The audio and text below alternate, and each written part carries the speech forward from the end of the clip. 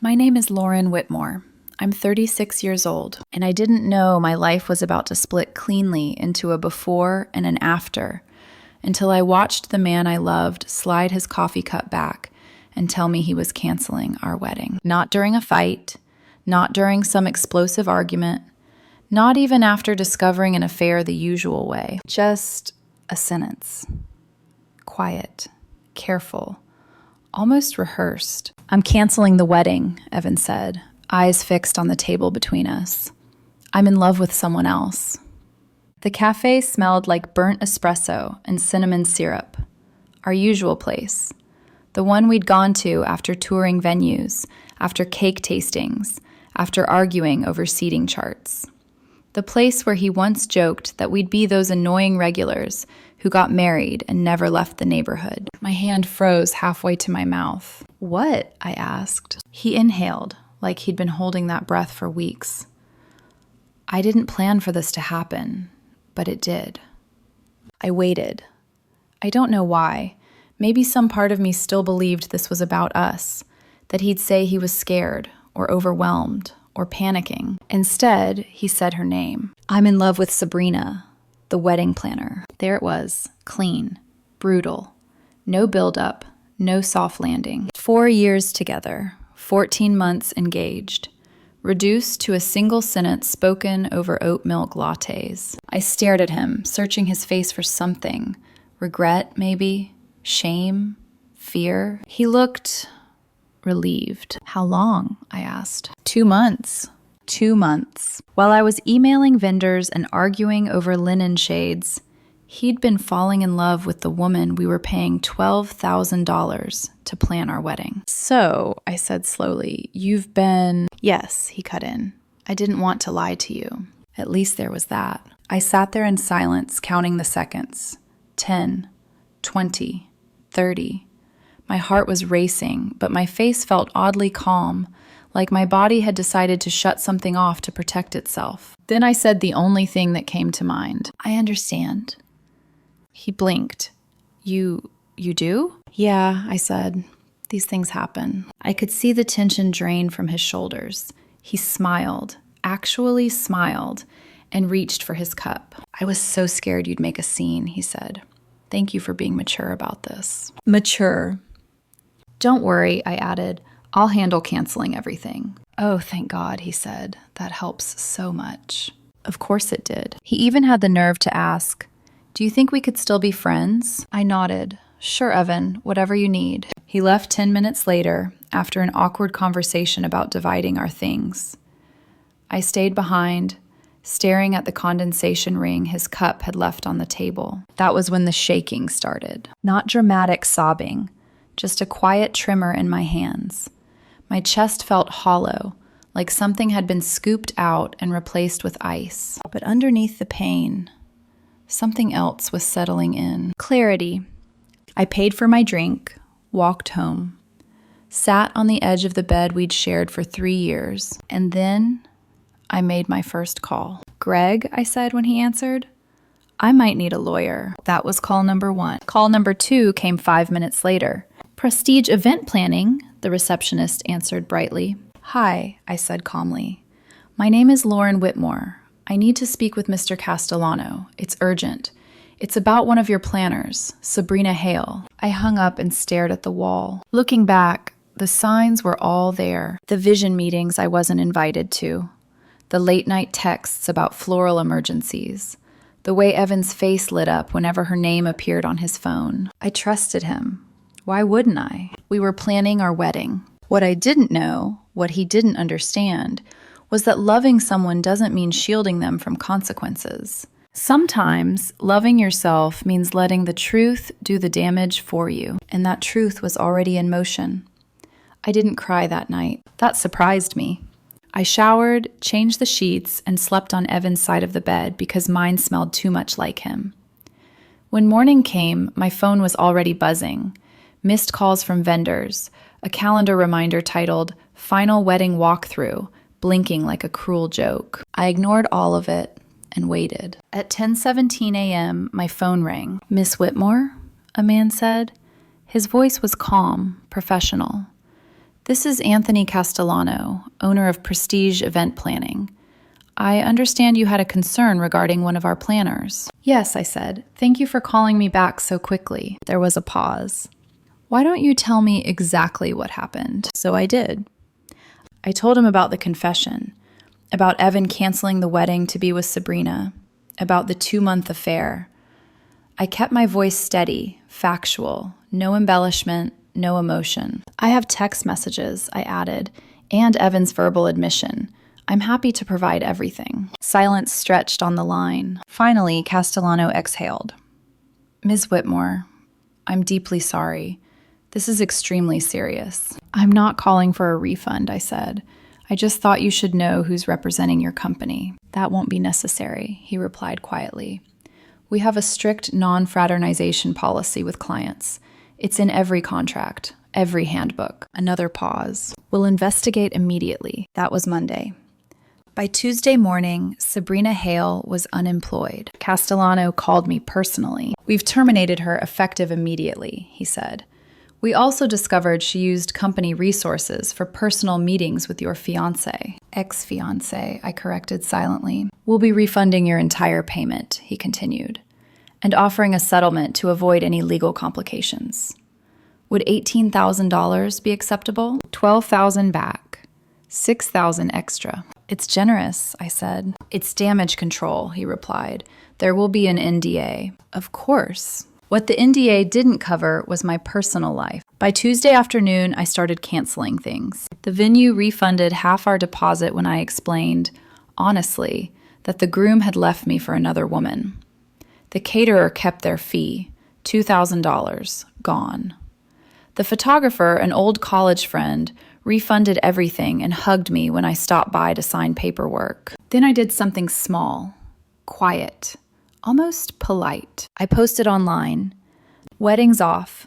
Evan fell in love with someone else. These things happen. Anyone need a DJ for December 15th? Already paid for. I didn't name Sabrina. I didn't need to. By Wednesday night, my phone rang. It was Evan. Lauren, he said, voice shaking. What did you do? I canceled the wedding, I replied. Like you asked. No, he snapped. Sabrina got fired. I let the silence do the work. You told her company? He demanded. I informed them she was sleeping with a client, I said. They made their own decision. You vindictive? He cut himself off. She said you understood. I do understand, I said calmly. I understand that she violated her contract. Those are consequences. She's losing everything, he said. Her apartment, her car, it's all tied to her job. That's unfortunate. You're ruining her life. No, I corrected. She ruined it when she crossed a professional line. I was just the client who told the truth. He hung up.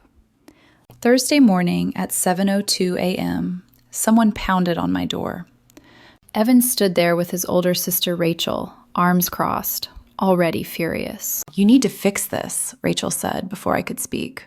Call the company. Tell them you lied. Good morning to you too, I said. You destroyed her career out of jealousy, Rachel snapped. I reported an ethics violation, I replied. Her employer handled it. Evan stepped forward. She's talking about suing you for defamation. I laughed. I couldn't help it. For telling the truth, I asked. I have your confession text and a recording from the coffee shop.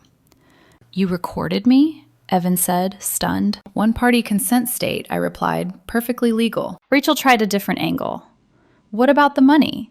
Evan says you're keeping all the refunds. I paid for everything, I said, and I'm not funding his new relationship. That's financial abuse, she scoffed. No, I said quietly. That's me refusing to pay for my replacement. They left angry. That night was quiet. Too quiet. By Friday, I'd changed the locks. By Saturday at 3:07 a.m., my doorbell camera lit up. Evan stood there with Sabrina. She looked nothing like the polished professional I'd hired. No sleek blazer, no perfect hair, just rumpled clothes and smudged mascara. I spoke through the speaker. Leave, or I call the police. We need to talk, Evan yelled. Man to woman to man, I cut in. No, we're done. Go. Sabrina stepped forward. Lauren, please. Evan has a proposal. Against my better judgment, I cracked the door open. Chain still on. 5 minutes, I said. Sabrina pulled out her phone. I have emails, she said. Private things you shared with me about your relationship, your insecurities. I stared at her. Are you trying to blackmail me? I'm trying to make a deal, she said. You call Castellano, say it was a misunderstanding. These emails stay private. I laughed again, short, sharp. You're threatening to violate client confidentiality to undo your own misconduct? Evan grabbed her arm. Sabrina, maybe this isn't... Shut up, she snapped.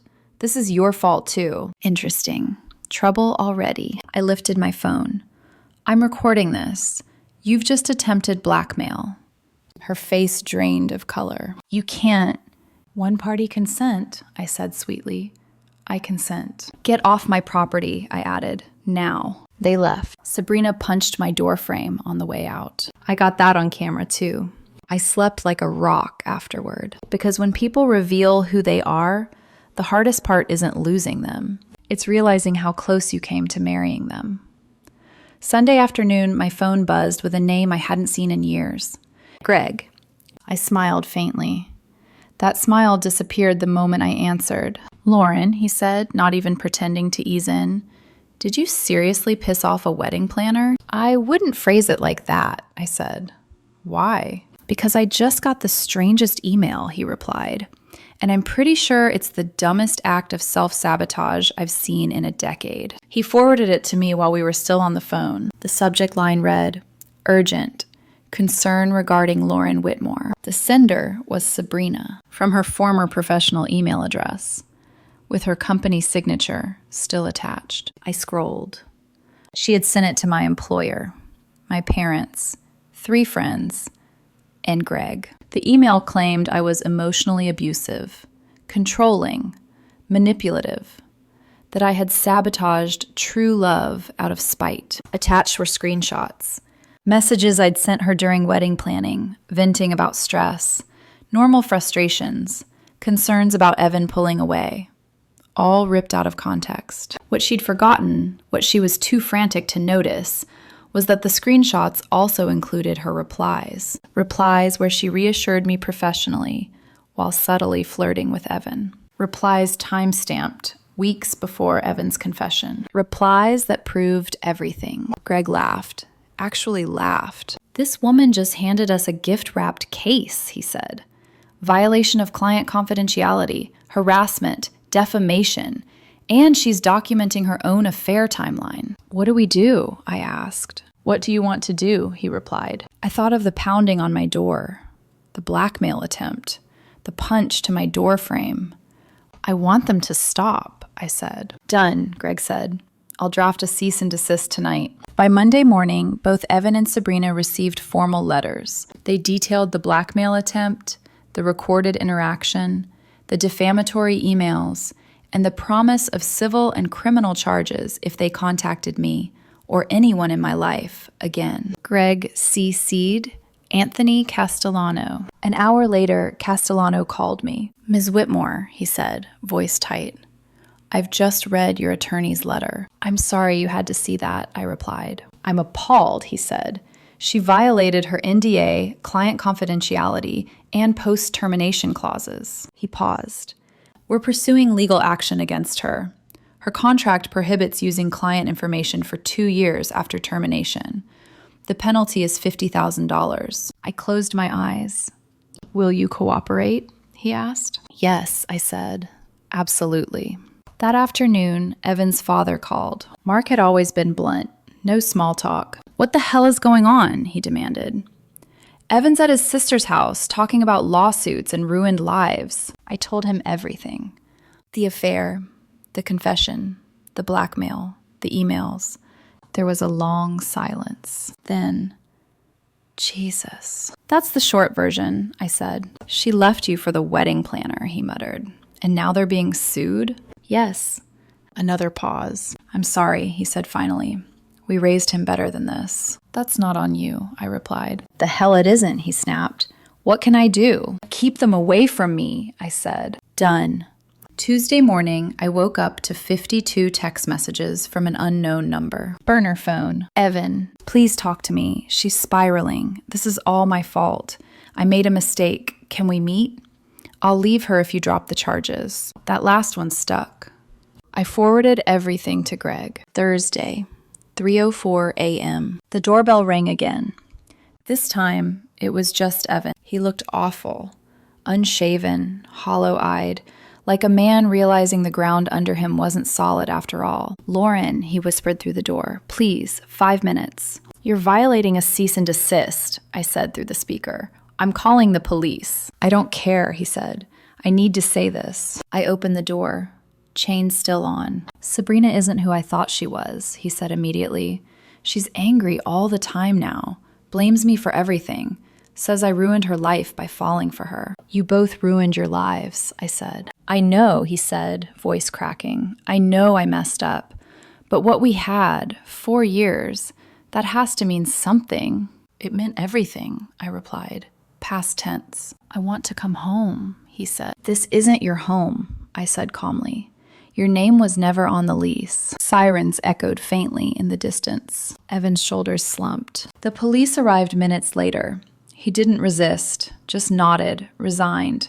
I didn't press charges, but the restraining order was filed the next morning. 3 weeks after the coffee shop confession, the fallout settled. Sabrina lost her professional certification, got sued for $50,000, moved back in with her parents, started telling people Evan seduced her. Evan moved into his sister's guest room, lost financial support, started drinking too much. The company sent me a final check, $22,000. Silence purchased. Closure paid in full. I went to therapy, took a solo trip to Vegas, lost $500 at blackjack, and laughed harder than I had in weeks. The apartment felt different, emptier, cleaner, like something toxic had finally been scrubbed out. 6 weeks later, there was one last knock. A man stood there, calm, composed. "I'm Valerie," he said, "Sabrina's ex-boyfriend." We got coffee, compared timelines. The overlap was brutal. His final words stayed with me. "They deserve each other." I sold the ring for $8,000. Took a loss, worth it. Sometimes the best revenge isn't dramatic. It's letting people face the consequences of their choices while you walk away intact. 3 weeks after the coffee shop confession, the chaos finally began to settle. Not because anyone apologized, not because things were forgiven, but because there was nothing left to fight over. When everything burns down, eventually, there's only ash. Sabrina's downfall moved fast after that. Prestige Event Planning didn't just sue her for violating the NDA and client confidentiality. They blacklisted her. Turns out wedding planners operate in a tight ecosystem. Vendors talk. Venues talk. One bad reputation spreads like wildfire. Within days, she was radioactive. Her professional certification was suspended pending review, then revoked. Her name quietly disappeared from preferred vendor lists. No more luxury clients. No more dream weddings. No more polished Instagram shots pretending she was the architect of love stories. Last I heard, she'd moved back into her parents' house and picked up shifts at a restaurant near the freeway. The woman who once told me which imported candles would elevate the emotional tone of my ceremony was now balancing plates and apologizing for long wait times. Evan tried to spin it. He told people she'd been seduced by a client, that she was emotionally vulnerable, that he'd been caught in the crossfire. No one bought it, especially not his parents. Mark cut him off financially. No more help. No more safety net. "You're 36, he told him, according to Rachel. "Figure it out." Evan moved out of his sister's house 2 weeks later. Couldn't afford his own place. Ended up renting a room from a coworker. The same coworker who now knew the full story, thanks to gossip moving faster than sympathy. He tried to reach me once more, through an email account I didn't recognize. "I don't expect forgiveness," he wrote. "I just want you to know I think about what I lost every day." I didn't reply. Not because I was angry, but because there was nothing left to say. Greg handled the rest. The cease and desist held. No more surprise visits. No more burner phones. No more late-night emotional hostage situations disguised as closure. Castellano followed through on everything. The final check arrived by courier, $22,000. 12 refunded, 10 extra. An unspoken agreement that my silence had value. I deposited it without ceremony. Then there was the ring. I stared at it for a long time before taking it to a jeweler downtown. I didn't expect much. Rings don't hold their value the way people think they do. $8,000, the jeweler said after inspecting it. I can do that today. I nodded. It felt lighter leaving without it. Between the refund, the settlement, the ring, and Evan's father returning the $15,000 his family had contributed toward the wedding, money he insisted was meant for both of us, I came out ahead financially, not emotionally, but enough. Therapy helped, not in some dramatic breakthrough on the couch way, just steady. A place to say things out loud without being told I was too calm or overreacting. I learned something important there. I hadn't been blindsided. I'd been ignored. And when someone ignores your boundaries long enough, betrayal doesn't come out of nowhere. It walks in like it owns the place. 6 weeks after everything ended, there was one final visit. Not Evan. Not Sabrina. A man stood outside my building, hands in his coat pockets, posture relaxed. "Lauren?" he asked. "Yes?" "I'm Valerie," he said, "Sabrina's ex-boyfriend." I studied his face. He wasn't angry or smug, just tired. "I won't take long," he added. "I just wanted to thank you." We went for coffee, compared timelines. It was uncanny. Nights, Sabrina told him she was dealing with vendor emergencies. Nights, Evan told me he was working late. The same weekends, the same excuses, the same lies recycled for different audiences. "She convinced me I was paranoid," Valerie said quietly, "that I was controlling, that my intuition was the problem." I nodded. "She did the same thing to you," Valerie continued, "just with better lighting." We laughed, not because it was funny, because sometimes laughing is the only way to release pressure without breaking. Before he left, Valerie said something that stayed with me. "They didn't fall in love," he said. "They bonded over lying. That kind of relationship always eats itself." He was right. Last I heard, Evan and Sabrina were still together, technically, but not happily.